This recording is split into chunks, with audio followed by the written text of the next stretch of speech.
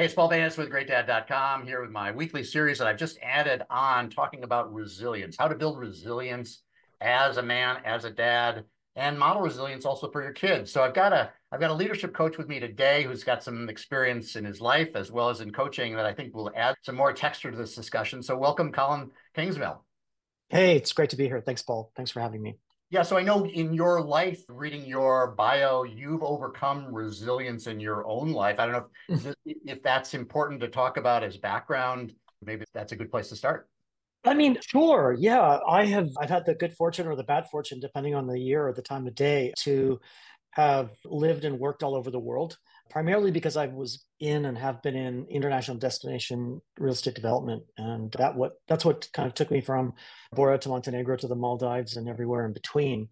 And I know along the way, with all the bumps and bruises that I have to show for it, that I became fearless in my work, and through the process created resilience. So I am certainly speaking from experience, if I can say that. Yeah, for sure. Having done international work myself, living overseas and working internationally, it does create a lot of challenges that you wouldn't expect and can toughen you up. And it often separates separates people out who dream of doing international work and from those who can't really handle it with the time zone.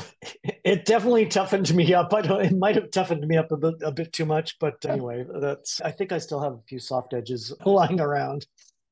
And then you work with do you work with mostly men or both men and No, both actually. Yeah, men and women. I'd probably say it's just about even actually. Mhm. Yeah. Yeah, pretty well spread. And part of your positioning as a coach is about overcoming fear and thriving through life. So I think that really Hmm. gets to the crux of what resilience is. There's probably that part that's the fear part of not wanting to even go out and and expose yourself and try new Hmm. things. That's one part of it. But then it's how you bounce back if you're willing to take that leap and then you're slammed down, whether you can Sure. bounce back and Sure. try something new. So let's talk about the fear part first, because I bet that's a big part of Yeah. what we see as challenges for people trying to create a better life, a bigger life, a more, exciting life, and the fear holds them back. Sure. I mean, and the thing is that fear comes in so many different colors, right? Right. It's not just kind of one thing. It's resistance and hope. Hope is even fear disguised, right? So it can be so insidious. And the challenge with the culture and the society that we live in today is that we are living in a time that builds fear and creates fear addictions, right? So Right.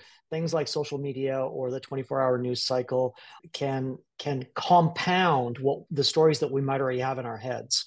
And the thing is, if you stay in that place of fear and you don't break out of your sort of comfort zone circle that it's easy to stay in, you don't realize that you can fall, things can break, but you can also get up, brush things off, and start over again. So resilience comes through that process of, oh, I made a mistake. It didn't work. And in fact, one of my first tips that I was going to talk to you about on the podcast today, on the jolt that we have together, is this idea of mastering the art of failure. Because again, much like social media and the news cycle that kind of creates the culture of fear, we also live in a society, I think, again, thanks to social media, that almost demonizes fear, right? Or failure, sorry. It ends on so many levels, quote unquote success and all things fabulous and all things perfect. And I blame that squarely on social media. So I think one of the first steps in becoming more resilient is really mastering the art of failure and recognizing that over time, right? And if you think about it for more from even a metaphysical perspective, if you think back to all the times in your life that you were full of fear and full of worry, we've gotten past all of them. You're here today, right? And all those moments of fear and worry and all the associated negative emotions that go with it, well, you made it through. So why not push even further, right? This idea of breaking something so that what can come next can be bigger and better and wider and brighter. And once you start that cycle, it actually becomes kind of fun because you begin to stop judging also, right? This concept of failure. Yeah, I'm just wondering if social media, in your perspective, like it creates this illusion of like a level of success that's so high that a lot of people are now just saying, I'm not even going to bother. I'm not going to be a best-selling author on the New York Times. I'm not going to have a number 10 podcast, whatever Sure. the thing is. And so I'll just Mm-hmm. stay in bed where it's safe and secure. I mean, Yep. I'm saying that metaphorically, but Yep. I mean, I experience that all the time. Mm-hmm. There's that there's that imposter syndrome thing, but then there's also Mm-hmm. like, I'm not going to be king of the world. I'm not going to start a band. I'm not going to be an NFL quarterback. I'm not going to do a lot of things, but Mm-hmm. that shouldn't stop me from taking some of those micro steps. Well, the thing is exactly with a micro step, right? Or small acts of kindness, or small acts of purpose or intention, or small deeds, right? Can have a huge ripple effect. Yeah. Okay. And you don't need to be a star NFL player to be changing the world. Okay. You can do one thing towards one group of people or one individual or even children or a child or an educational seminar or a random act of kindness, doesn't really matter. But what you put into this world amplifies, right? Yeah. So yeah, there are a certain amount of people out there with, millions of followers and they've achieved the top of their game, but they also had and might still have that kind of core wound of unworthiness, that some degrees of emptiness. We all share the same emotional challenges, right? They're no different than you. It just so happens that they are in a different position than you.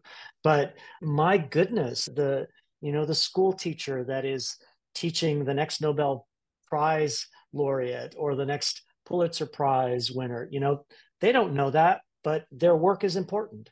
And complacency, and look, be gentle to yourself, right? Because it's easy to get there, Yeah. right? We live in a very tough time, right? Where we are bombarded with societal expectations and social media and news and toxicity on every level, whether it's food or other elements. So it is a bit of a it's a bit like warfare out there. It's not easy. It's so yeah, be kind and gentle to yourself, but don't think that even the most simple thing is not important, because it is. Yeah. And if you go kind of past the obvious into kind of the realm of quantum physics and every action has an equal and opposite reaction, and stop looking at the superstars on Instagram, you know make small important impacts, because you don't know the ripple effect, and you don't know in the future what you might do today will have a huge impact on other people tomorrow.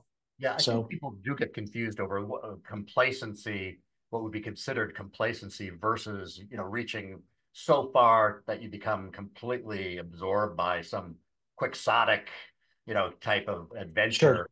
And that we are, like you say, we often are really hard on ourselves at the same time as Mm-hmm. maybe sometimes we're also sitting back and not going forward. I lead a group coaching session for men over 55 searching for meaning. Mm-hmm. And Mm. that's the question continuously. It's like at some point in your life, why bother? And maybe it's similar to somebody who's 25 or 30. You're not going to be that. You're not going to be the CEO of your corporation. Should you even bother to keep on trying? So it is a conundrum, and I think we're all kind of striving. Well, it's a conundrum because of societal expectations that we've built up over time, right? That you are or they are, whether you're a Gen Z searching for meaning or whether you're, I'm 58 and, I know I was searching for meaning until not too long ago. The thing is, you don't have to change the world. You just have to be in it, Yeah, right? And be participating and contributing and being of service and finding a purpose, however small you think it might be, and put things into perspective. We are sitting on a little rock spinning through the galaxy, right? I think it's, we're going 1,600 kilometers an hour on our axis, at least at the equator. And if you begin to look at our planet from, what's that latest telescope that went out and kind of is looking back at us, and we're a speck of dust in the middle of a galaxy flying around and we don't know what's happening. There were solar storms a couple of weeks ago, and here we are thinking, that we're so special. Well, my God, I don't know. We're We are here for an intersection. We're here at an intersection of time and space that lasts no time. So, make a decision. I call it the Flintstone moment, right?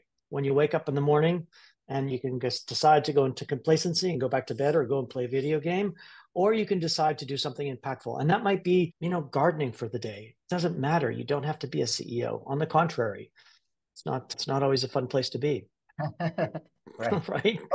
Okay, so we talked a little bit about how to develop more of that resilience or more of the finding more of the meaning. I think we're talking about that kind of really get into the metaphysical here. But then another part of the resilience picture is how you bounce back. How do you learn to bounce back to like my wife always says, she always uses her mantra kind of is like, be like water, and I'm always admiring of her of being able to take on that perspective because she's a senior business person. She's got a lot of arrows thrown at her all the time. What do you recommend for people who maybe come out of a meeting and they're ready to cry, or they're sure, they feel like a failure? They feel every moment of the day they're dealing with those challenges, and sometimes they rise to the moment, and sometimes they don't. Look, the one thing that I think is absolutely kind of mission critical to that is the idea of mindfulness, right? The idea of mindfulness through meditation. And, for 20 years, I knew that meditation was a good thing. And I tried it a few times and I'm like, what the F is this, right? It's like, I can't sit still for 5 minutes. But, in the past few years, I have discovered what it is and I practice it every day. And it completely changes your existence. Now, it might not change your life, right? It might not change your day to day. Like your wife isn't going to necessarily going to go and change her career or change her colleagues or change anything. But what it does change is it changes your perception, your judgment, your reactivity, your analysis, your perspective on everything. So through mindfulness, you can come out of that office, and it might have been a treacherous meeting, right? And you may want to cry.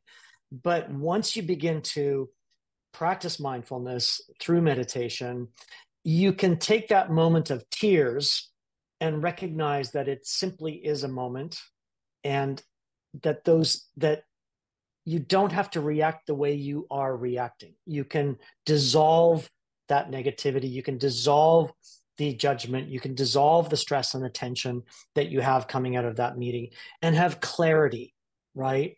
I think what meditation does is it allows you to see life and every moment in life through a clear perspective, right? And if you don't, you're looking at life and situations and moments in time or meetings, colleagues, interactions with friends and family, children.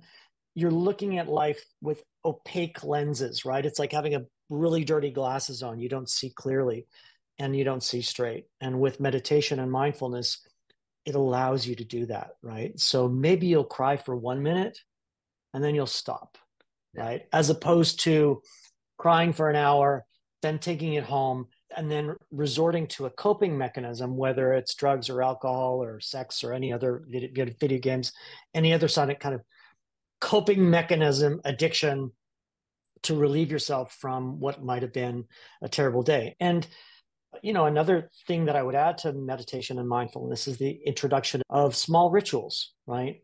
I often speak with people that are feeling reactive, right? In situations, or judgmental, or they flare up really quickly. I guess it's all the same thing.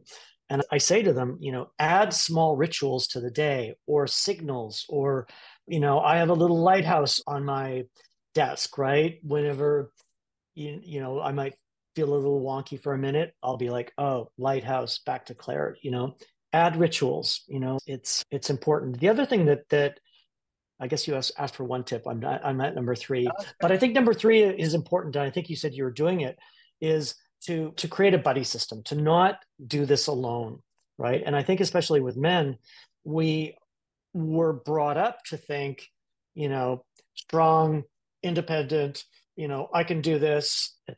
Well, the fact is, we all need a buddy. We all need a circle. We all need to communicate. And again, we are not the best at communicating our emotions traditionally, generally speaking. So the idea of a buddy system or a circle or somebody that you can talk to is important. I have another tip, the no strategy. We grow up not being able to necessarily to respect our needs. I know for certain in my case, I said yes, a lot of the time, right? Oh yeah, sure, I'll do that. And so boundaries would be the last point. Say no, have boundaries. Yeah, I'm babbling on. Sorry, Paul. No, there's a lot of good stuff in there. Boundaries, definitely. The mindfulness thing, just be aware of the fact of what you've just gone through, and rather than spiraling into something that makes it bigger than it even was or doesn't correctly put it in the right box or whatever, that's disaster. And I know through almost all my corporate career, I was constantly in that turmoil. It's every buffeted by every storm, and the winds are coming in Mm-hmm. at the same time. And without that clarity that you're talking about, it's Yeah. really easy to get lost in that and get confused by what your purpose was in the beginning. Well, and it can be so detrimental, Paul, because it ultimately, that sort of spiraling, right, can lead to, tremendous anxiety, tremendous depression, all sorts of other mental illness challenges. And then it can spread into dis-ease, right? And Dr. Gabor Mate has done incredible work around the trauma that we hold in our body and how it creates disease. Yeah. So it's not just theoretical that you spinning out of control for a day is not great. It has a big impact on you Yeah, and on others, of yeah, course. that's good to mention the fact that there's a link between resilience and as we keep on trying to figure out defining that and your health, the link between your heart health and other systems within the body is now we've gone beyond what we were kind of hypothesizing 20 years ago to Oh now yeah. standing that far more. And this recent work about the trauma, the body doesn't lie, the trauma living in the body, Yes. that's Yep. now proven. Well, also things like the research around the microbiome, right? And the importance of nutrition in your mental health, right? So we live in a society where proper nutrition, healthy nutrition is harder and harder to find, right? So the resilience is connected to your mental health. Your mental health is connected to your microbiome. It is connected to what you put in it. Yeah. So the fuel sources for all of us, no matter what age you are critical for your resilience and your confidence and your mental health, because it can erode your confidence so much that it can begin to create fear, and then that can build into anxiety, and that can build into panic attacks, and they're all connected back to Yeah, we haven't talked about that at all, the like of nutrition, but I know myself, I have a plate of French fries for, at lunch. I'm a lot less able to resist those slings and arrows and fight stuff off. I'm just a lot more passive. I'm a lot more feeling like a lump than I am somebody who's in the game. Oh, for sure. And McDonald's French fries, for example, have over 10 ingredients, right? So how is that possible? And how is it serving you, Yeah. right? So I'll always ask yourself, how is this serving me as I put it into my body, right? Yeah. Yeah. Well, And sometimes it's serving you as a pleasure point, but oh, overdo. hey, look, I'm all for a box of chocolates all day long, right? Like, but we have to recognize things for what they are, right? So Right. yeah, go for it. But the box of chocolates every day is not going to serve you in the long run. That's for sure. Certainly for your confidence or resilience, it'll erode it. Well, Colin, this has been really a action-packed conversation. You've got a lot of great tips in there, and some of which reiterate what we've talked about in previous episodes, but some new things too. I'm fascinated with this idea of food being part of the resilience, Oh yeah, and definitely the idea of finding a group of other men. I think we kind of often get scared by things like, oh, it's a chance for men to be vulnerable, and all the words that women quite often use between themselves that aren't as threatening to them as they are to men. But men can be together and share stories in a way that is quote unquote vulnerable, but without that kind of like all collapsing in a circle together. And crying is fine, yeah. We don't have to do a sweat lodge all together all the right. time, but certainly sitting down and talking about real things. There's a great website called Men Without Masks, right? It's not just a website, but it's a movement of take off the mask and be Yeah, real. yeah, Yeah, yeah. it's time. Yeah. I think that plays into resilience too. It's really hard to be resilient when you are not being who you really are. And we could have gone in, we talked a little bit before about getting into the whole values and the why and everything else, but that's important as well. Well, Colin, thanks a lot for taking time to spend You with me bet. today. You can find Colin at colinking.com, and you offer a free coaching session there. Sure. And there's more about the work that you do in leadership coaching. And I encourage people to take advantage of that coaching session and get some Colin's good wisdom Yeah. on leadership Come on and over. resilience. Thanks, Paul. Okay. Good to speak And to you. for my coaching, if you want to go to GreatDad.com/go, there's a variety of things that I do, including some of the groups that I've talked about, group coaching programs, and specifically a 7-week program on how to build resilience in the face of everyday challenges at work and at home. And I just love talking about fatherhood. So you'll find also I do weekly office hours at that same GreatDad.com/go URL. Okay. Until next time. Thanks again, Colin. Take care. Bye-bye.